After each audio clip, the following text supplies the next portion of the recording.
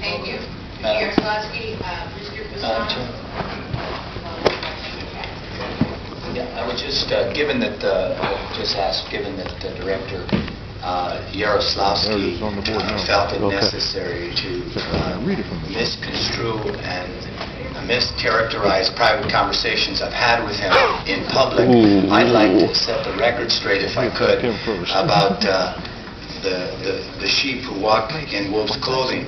And if I have the opportunity to do that, first of all, let me be absolutely clear. You know, I have the utmost respect for Supervisor Molina, and I do to all of you, because whether you agree with her or not, she's had the courage to put forth a proposal. Director Yaroslavsky, on the other hand, as is usually the case, I may add, doesn't have the courage to do that. What he has said from the beginning is not for or against any proposal.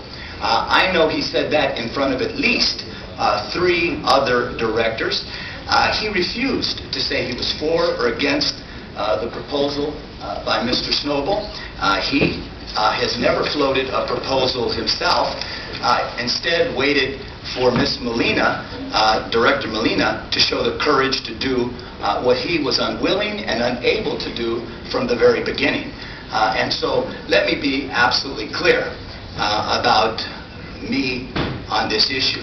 In 1991, I had the honor of representing Gloria Molina on the RTD board and later on the MTA board. I was the author of the 50 cents fare program. I stood and was the first board member to raise the issue of the disparity between the subsidy for buses versus rail.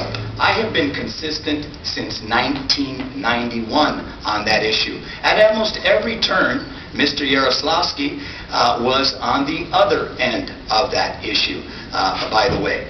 I agreed as a board member then to be a witness in the lawsuit, not because I agreed with everything that the bus riders union has postulated, but because I did agree that we had a second-tier bus system and that we needed to invest to make it a first-class bus system if we were going to truly have the multimodal system that we require. Over the years, I've disagreed with the bus riders union on a number of issues. I support light rail, and I support subway as well. But one thing you get with me is you get someone who looks you in the eye, just like you do with Ms. Molina, and tells you what he thinks. You don't get that with everyone. And I can tell you, you certainly don't get that with the previous speaker. Let me be absolutely clear about this. The proposal I've made is a proposal that will increase bus fares by 25%. When you look at the fact that 60% of the bus riders make $12,000 a year, 80% of them make less than $20,000 a year. We heard more than 300 people speak to the fact that they're going to have to choose between the food on their table and paying for a bus fare. Even my proposal, has every one of the speakers who stood up, is a very sizable proposal. I've not put 0% on the table. No. I put 25% increase, and that's a sizable increase for bus riders. In addition to that, rather than just sit around the table and talk, what I've done is yesterday I got a commitment on the part of the Speaker of the California State Assembly and the Senate Pro Tem to not accept the administration's cut on the spillover money and on the rest of the $1.3 billion for public transit. I, along with others, but I certainly put my capital on the line when we went to Sacramento to get our fair share of funding for the 405, move from 12% to 29% of congestion management funds. We were all together on that issue, but make no mistake, I played a critical role. So what we've tried to do here is not just look at raising fares. That is one component. We also need to be more aggressive about getting money. Some people spend very little time, by the way, getting the money and all the time spending it. I can tell you, those people have a lot of nerve to speak into the way that they do. But what's very clear to me, absolutely clear to me, is this. I've made a proposal.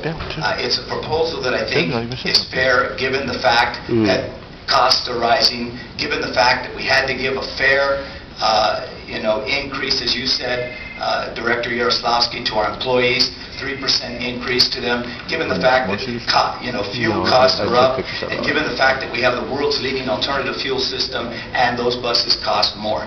We looked at CNG, we looked at off-peak fares, which Ms. Molina has appropriately incorporated. We looked at a number of different ways to address the budget deficit, and we're also looking at deferring some projects, and that is appropriate. When you're looking at the kind of deficit that we're looking at right now, we've got to do all of those things. You raise fares, you engage in some borrowing, not complete borrowing, but some borrowing. You look for more money, as was mentioned here, and I did that yesterday. While some were sitting in their office, I made it clear that I'm willing to put my capital on the line. I'm putting my capital on the line. You know, by the way, when you see the signs up all over the city, they don't say Zev Yaroslavsky raised the fares. Why? Because you didn't have the courage to put forth a proposal. Instead, what you did was opposed every proposal that has been on the table until such time as you realize that there is some support for mine. So while I recognize very clearly that this is one proposal and that reasonable people can disagree. I said, I have the utmost respect for Director Molina, because one thing you get from her is what you see is what you get. She puts it out there, she's got the courage to do it, and I respect that kind of leadership every time. She's got a legitimate proposal, members and directors, but so do I. Given the fact that when we balance this budget, when we look at we didn't get to this deficit. Here's another point. We didn't get to this deficit overnight. For us to try to reduce the deficit in the period that was originally proposed doesn't make sense. We got to this deficit over a 14-year period, and we should extend the period that we address the deficit as well. So, apologies if I'm a little heated, but when my comments, private comments, by the way, comments that are supposed to in the director's room have confidentiality, when they're misconstrued, mischaracterized, and represented in the way that were just represented, I felt compelled to set the record straight, to look you in the eye and say, that's just not true, and you know it. This will be interesting to follow up. She's getting